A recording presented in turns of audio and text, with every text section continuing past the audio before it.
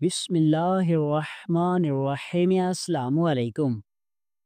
شاہی library میں ایک دن ایک لڑکی کام کر رہی تھی کہ اچانک کوئی شخص اندر گھس کر آیا۔ اس نے لڑکی کو نشہ آور کپڑا سنگھایا اور لڑکی بے ہوش ہو گئی۔ جب اس کی آنکھ کھلی تو وہ سیدھی سلطان صلاح الدین ایوبی رحمۃ اللہ علیہ کی عدالت میں پہنچی اور فریاد کی، اے میرے سلطان، میرے ساتھ کسی نے زیادتی کی اور جاتے ہوئے ایک چٹھی میرے پاس چھوڑ گیا ہے۔ سلطان نے جیسے ہی چٹھی کھولی، ان کے رونگٹے کھڑے ہو گئے، کیونکہ اس میں لکھا تھا، میں نے جتنا تم سے لطف اٹھایا تھا اس کی قیمت ادا کر کے جا رہا ہوں۔ یہ پڑھتے ہی سلطان نے فوراً محل کے تمام ملازمین کو اکٹھا کیا اور ہر ایک کی لکھائی چیک کروائی، مگر حیرت کی بات یہ تھی کہ کسی کی بھی لکھائی اس چٹھی سے نہیں ملتی تھی۔ سلطان حیران رہ گئے کہ آخر مجرم کون ہے۔ تب ہی سلطان صلاح الدین ایوبی رحمۃ اللہ علیہ نے ایک ایسا عجیب طریقہ اپنایا اور بلند آواز میں حکم دیا، لائبریری کی تمام کتابوں کو جلا دو۔ سلطان صلاح الدین ایوبی رحمۃ اللہ علیہ محل کے چبوترے پر کھڑے کسی گہری سوچ میں ڈوبے ہوئے تھے۔ چہرے پر پریشانی کا رنگ واضح تھا۔ علی بن سفیان، جو ان کے سب سے قریبی ساتھیوں میں سے تھا، قریب آیا اور ادب سے پوچھا، حضور، آپ اس قدر پریشان کیوں ہیں؟ سلطان نے چند لمحے خاموشی اختیار کی، پھر آہستہ سے بولے، اے علی، مجھے نظام الدین کی یاد آ رہی ہے۔ یہ سن کر علی بن سفیان نے کہا، حضور، وہ واقعی ایک بہادر اور نڈر سپاہی تھا، ہمیں اس کا غم ضرور ہے۔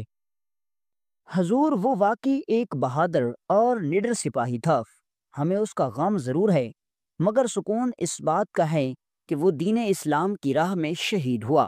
سلطان نے دل گرفتگی سے جواب دیا، نظام الدین میرے لیے بیٹو جیسا تھا، اس کی یاد ہر لمحے دل کو چیرتی ہے۔ علی نے تسلی دیتے ہوئے عرض کیا، اگر آپ اجازت دیں تو میں آپ کو کہیں لے چلوں، شاید دل کو کچھ راحت ملے۔ سلطان نے ہلکی سی مسکراہٹ کے ساتھ کہا، راحت تو ہمیں اسی میں ملتی ہے کہ رعایا کا حال جانیں۔ علی بن سفیان نے فوراً 2 گھوڑے تیار کروائے اور دونوں نے عام لباس پہن کر محل کے پچھلے راستے سے شہر کے بڑے بازار کی طرف رخ کیا۔ بقرہ عید قریب تھی، بازار میں رونق تھی، کوئی کپڑے خرید رہا تھا تو کوئی خنجر تیز کروا رہا تھا اور کچھ لوگ مسالے دار گوشت کی تیاریوں میں مصروف تھے۔ سلطان نے ماحول دیکھا تو ہلکی سی مسکراہٹ ان کے لبوں پر آ گئی۔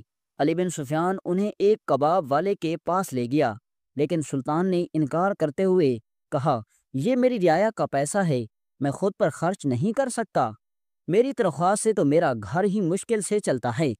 علی بن سفیان نے جواب دیا، یہ کباب میں اپنی جیب سے خرید رہا ہوں، رعایا کا مال ہے، نہ خزانے کا۔ سلطان ہنس دیے اور کباب والے نے لکڑی کی میز پر کباب رکھ دیے۔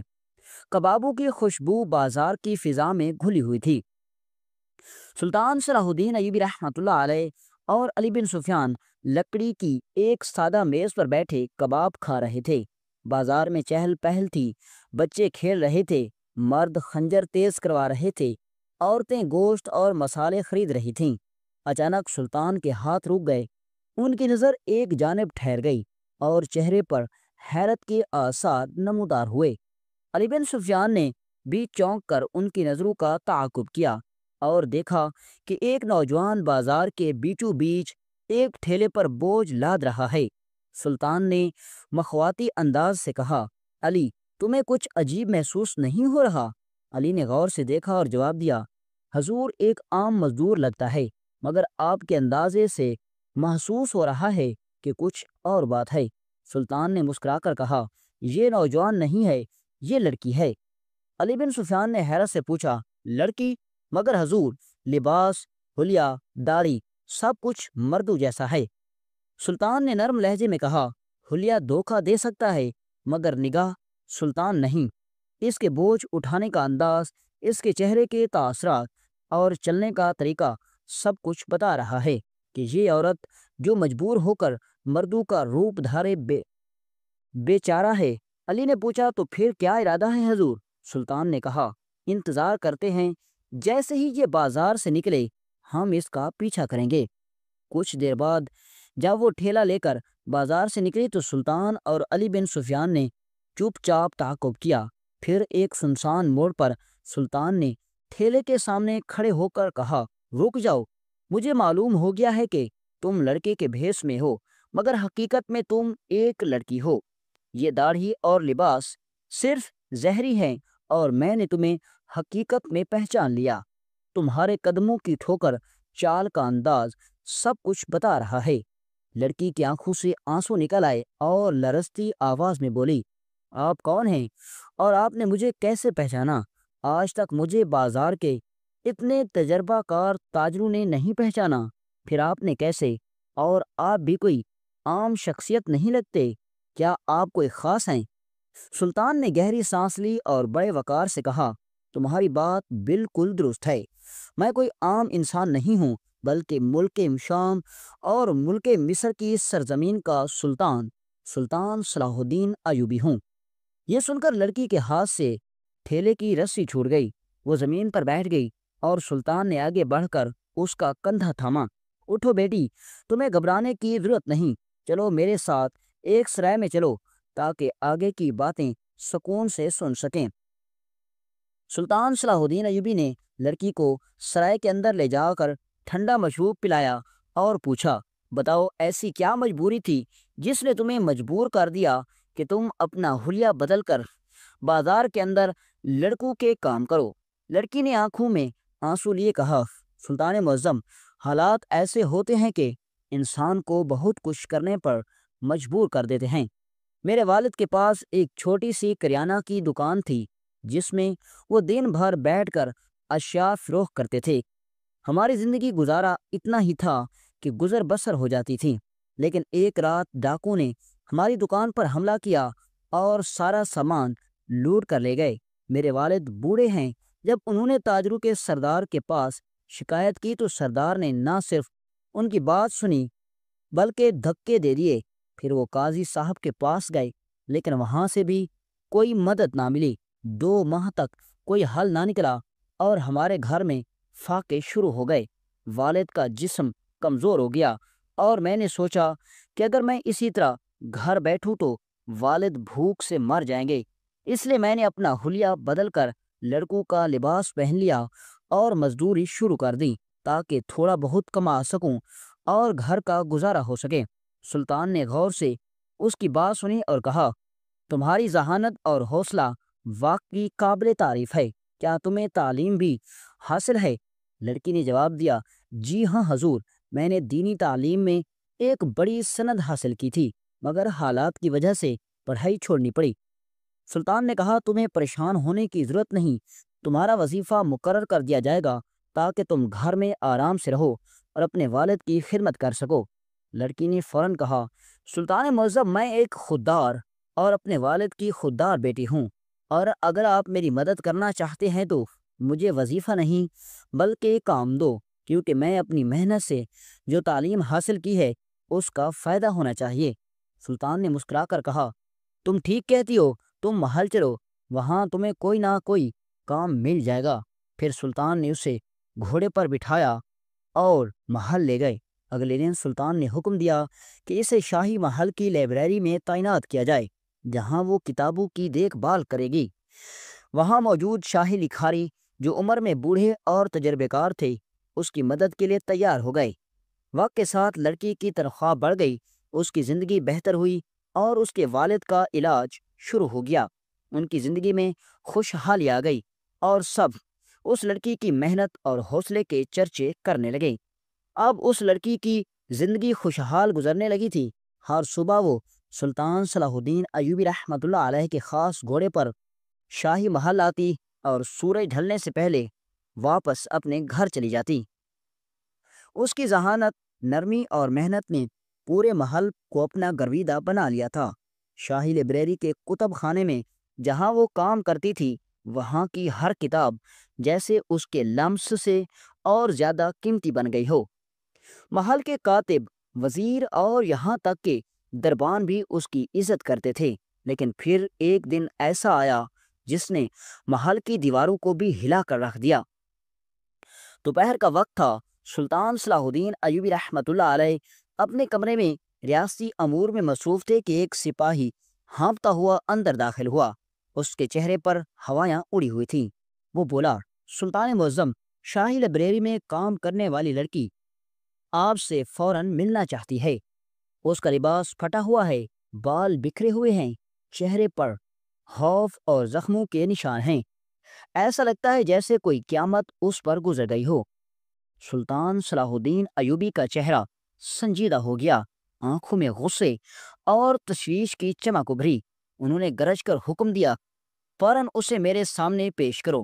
چاندی لمحوں میں وہ لڑکی ہچکیاں لیتی ہوئی، کامتے جسم اور ننگے پاؤں سلطان کے سامنے لا کھڑی کی گئی۔ سلطان نے ایک نظر اس کے حال پر ڈالی اور بھرائی ہوئی آواز میں کہا، پوچھا، بتاؤ تمہارے ساتھ کیا ہوا؟ یہ کیا حلیہ بنایا ہوا ہے؟ لڑکی نے روتے ہوئے کہا، سلطان معظم، یہ حلیہ میں نے نہیں، بلکہ میرے اوپر ایک قیامت گزر گئی ہے۔ سلطان کی آنکھوں میں اور بھی تپش آ گئی۔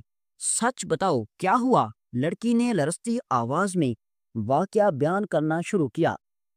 آج دوپہر کے وقت جب میں لائبریری میں اکیلی کام کر رہی تھی، کاتب صاحب بازار کسی ضروری کام سے چلے گئے تھے۔ میں خاموشی سے کتابیں ترتیب دے رہی تھی کہ اچانک مجھے کسی کے قدموں کی آہٹ سنائی دی۔ میں نے پلٹ کر دیکھنے کی کوشش کی، لیکن اس سے پہلے کہ کسی نے میرے منہ پر کپڑا رکھ دیا، چند ہی لمحوں میں میری سانسیں رکنے لگیں اور میں فرش پر پڑی ہوئی تھی۔ بدن میں شدید درد ہو رہا تھا، میرے بال نوچے گئے تھے، کپڑے تار تار تھے اور میرے پاس ایک چٹھی رکھی تھی۔ سلطان کے ماتھے کی رگیں تان گئیں۔ لڑکی نے چٹھی کی عبادت سنائی۔ میرے 1 سال کی محنت رنگ لے آئی۔ جتنا تمہارا معاوضہ بنتا تھا وہ میں تمہارے ساتھ رکھ کر جا رہا ہوں۔ یہ سننا تھا کہ سلطان صلاح الدین ایوبی کی آنکھیں شعلہ بن گئیں۔ وہ غصے سے دہاڑے، یہ ظلم ہماری سلطنت کے دامن پر داغ ہے، فوراً پورے محل کے دروازے بند کرو، ایک پرندہ بھی باہر نہ جائے۔ تمام وزراء، تمام سپاہی، تمام ملازمین اور لکھاری حاضر کیے جائیں۔ جس نے بھی یہ حرکت کی ہے اسے کیفر کردار تک پہنچانا میرا فرض ہے۔ چند لمحوں میں محل میں کھلبلی مچ گئی۔ ہر گوشے سے لوگ اکٹھے ہونے لگے۔ سلطان کے حکم پر ماہر خطاط اور تجزیہ کار طلب کیے گئے تاکہ اس چٹھی کی تحریر کو پہچانا جا سکے۔ ایک ایک فریاد کی لکھائی کا موازنہ کیا گیا، لیکن حیرت کی بات یہ تھی کہ کوئی بھی ماہر اس تحریر کو شناخت نہ کر سکا، جیسے لکھنے والا کوئی سایہ ہو جو محل کے اندر موجود تو تھا مگر چھپا ہوا۔ سلطان صلاح الدین ایوبی رحمۃ اللہ علیہ بڑے پریشان تھے۔ محل کے تمام درباریوں اور ملازمین کی لکھائی چیک کرنے کے باوجود مجرم کا کوئی سراغ نہ مل سکا تھا۔ وہ لڑکی جو محل کی لائبریری میں کام کرتی تھی سلطان کی اپنی بیٹی کی مانند تھی۔ اگر اس کو انصاف نہ ملتا تو نہ صرف سلطان کی ذاتی عزت کو نقصان پہنچتا، بلکہ یہ واقعہ پوری سلطنت کے لیے بدنامی کا باعث بنتا۔ دشمن اس کمزوری کا نہ چھوڑتے اور مصر و شام کی سرزمین پر انگلی اٹھانے لگتے۔ سلطان کی پریشانی اور غصہ واضح تھا۔ آج تک ان کی حکومت میں اتنی سخت پریشانی اور اضطراب کسی نے نہیں دیکھا تھا۔ وہ دربار میں قدم رکھتے پر گھور رہے تھے اور ان کے چہرے کے تاثرات سب کچھ بیان کر رہے تھے۔ محل کے سب لوگ حیران تھے کہ سلطان اتنے سخت غصے میں کیوں ہیں۔ ایک وقت کے بعد سلطان نے اس سپاہی کی طرف دیکھا جس کے ہاتھ میں وہ چٹھی اور سکے تھے جو ظالم نے اس معصوم لڑکی کے پاس چھوڑے تھے۔ سلطان نے حکم دیا کہ وہ سکے میرے پاس لے آئے۔ جب سپاہی نے سکے پیش کیے تو سلطان نے غور سے ان کی شکل اور رنگ دیکھا۔ یہ سکے شاہی خزانے کے تھے، یعنی یہ کسی محل کے ملازم کے تھے۔ سلطان نے فوراً سوچا کہ یہ سکے کسی خاص ملازم کے پاس کیوں گئے ہوں گے، کیونکہ محل کے تمام ملازمین کے پاس یہ سکے ہوتے ہیں، لیکن جو اس لڑکی کو ملے ان پر خاص قسم کا مہنگا عطر لگا ہوا تھا۔ سلطان نے اپنی ناک پر وہ سکے سونگے اور درباری حیران تھے کہ سلطان اس طرح کیوں کر رہے ہیں۔ سلطان نے فوراً علی بن سفیان کو بلایا اور کہا، اگر ہم مجرم کو پکڑنا چاہتے ہیں تو اس عطر کی خوشبو کا پتہ لگاؤ۔ یہ عطر بہت نایاب اور مہنگا ہے، ہر کوئی اسے نہیں خرید سکتا۔ اگر ہمیں معلوم ہو جائے کہ یہ عطر کون بیچتا ہے اور کون اسے خریدنا چاہتا ہے تو ہم مجرم تک پہنچ جائیں گے۔ علی بن سفیان نے فوراً اپنے جاسوسوں کو بھیجا اور پورے شہر میں تفتیش شروع کی۔ شام تک کسی کو خبر نہ ہو سکی، لیکن پھر ایک جاسوس آیا اور بولا کہ عطر بیچنے والے کا پتہ چل گیا ہے۔ وہ اسکندریہ کے بازار میں ایک چھوٹی دکان کا مالک ہے جہاں قیمتی عطور موجود ہیں۔ سلطان نے حکم دیا کہ اس تاجر کو راز میں رکھ کر فوراً دربار میں حاضر کیا جائے۔ اگلے دن وہ تاجر سلطان کے سامنے کھڑا تھا۔ سلطان نے پوچھا، کیا تم یہی عطر بیچتے ہو؟ تاجر نے ہچکچاتے ہوئے جواب دیا، جی ہاں حضور، میں بیچتا ہوں، لیکن میرے دل کو سمجھ نہیں آ رہی کہ مجھے یہاں کیوں بلایا گیا ہے۔ سلطان نے کہا، یہ بتاؤ کہ تم یہ عطر کن کن کو بیچا ہے؟ تاجر نے اعتراف کیا، یہ عطر بہت مہنگا اور نایاب ہے، لیکن میرے کئی گاہک ہیں، مجھے یاد نہیں کہ میں نے کن کن کو دیا ہے، مگر ایک ایسا شخص ضرور ہے جو اکثر یہ عطر لیتا ہے۔ جب اس نے وزیر کا نام لیا جو سلطان کا قریبی دوست تھا، سلطان کے چہرے کے غصے کے آثار نمودار ہوئے۔ فوراً سلطان نے حکم دیا کہ اس وزیر کو گرفتار کر کے جیل میں ڈال دیا جائے۔ سلطان صلاح الدین ایوبی رحمۃ اللہ علیہ نے جب حکم دیا کہ اس وزیر کو گرفتار کر لیا جائے تو وزیر نے گھبرا کر کہا، سلطان معظم، میں نے کیا جرم کیا؟ کیا عطر لگانا جرم ہے؟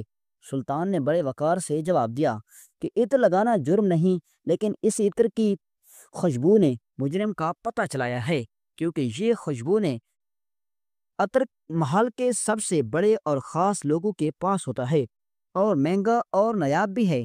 اس پر تمام درباری حیران تھے کہ آخر وزیر کیسے مجرم ٹھہرا۔ سلطان نے واضح کیا کہ محل کے تمام لوگوں کی لکھائی چیک کی گئی، مگر کسی کی لکھائی مجرم کی تحریر سے میل نہیں کھاتی تھی، اس لیے یہ کام چالاکی سے محل کے کسی اور نے کروایا ہوگا۔ پھر انہوں نے ان سکوں کو سونگا جو لڑکی کے پاس پڑے تھے، جن پر اسی خاص عطر کی خوشبو آئی، اور اسی وجہ سے سلطان نے علی بن سفیان کو حکم دیا کہ وہ اس عطر کے بیچنے والے تاجر کو تلاش کرے۔ تاجر کو پکڑ کر سلطان کے سامنے لایا گیا تو اس نے بتایا کہ یہ عطر بہت مہنگا اور نایاب ہے اور بہت سے گاہک اسے لیتے ہیں، لیکن اس کا سب سے خاص گاہک وہی وزیر ہے جس کو سلطان نے گرفتار کرنا چاہتے تھے۔ وزیر کی حالت دیدنی تھی، اس کے چہرے کا رنگ اڑ چکا تھا، وہ لرز رہا تھا۔ پھر وہ سلطان کو سچ بتانے لگا کہ جب اس نے معصوم لڑکی کو پہلی بار میں دیکھا تو اس نے نکاح کی پیشکش کی، مگر لڑکی نے انکار کیا۔ اس کے انکار نے وزیر کی محبت کو نفرت میں بدل دیا اور اس نے ظلم کا راستہ اپنایا، اس کی عزت لوٹی، اس کا جسم زبردستی حاصل کرنے کی کوشش کی۔ وزیر نے اعتراف کیا کہ اس نے اس ظلم کے بدلے کچھ سکے اس لڑکی کو دے دیے تھے تاکہ اس کا گناہ چھپ سکے، مگر اسے معلوم نہ تھا کہ یہ ظلم اس کی اپنی موت کا سبب بنے گا۔ سلطان نے سختی سے کہا کہ نکاح دونوں فریق کی رضامندی سے ہوتا ہے، اور جب لڑکی نے انکار کیا تو اس کی مرضی کے بغیر کوئی زبردستی نہیں کر سکتا۔ لہذا وزیر نے نہ صرف ظلم کیا بلکہ گنہگار بھی ہے۔ سلطان نے فوراً حکم دیا کہ وزیر کو قید میں ڈال دیا جائے اور اس کی ساری جائیداد ضبط کر کے اس لڑکی کے نام کر دی جائے تاکہ اسے انصاف ملے اور اس کی زندگی بدل جائے۔ اس فیصلے کے بعد وہ لڑکی جو کبھی غریب تھی اور مزدوری کرتی تھی، اب سلطنت کی سب سے امیر اور معزز عورت بن گئی، اور سلطان صلاح الدین ایوبی رحمۃ اللہ علیہ کی حکمت عملی اور انصاف نے نہ صرف ظلم کا خاتمہ کیا بلکہ مظلوموں کو عزت دلائی، جس کی مثال پوری سلطنت میں دی جانے لگی۔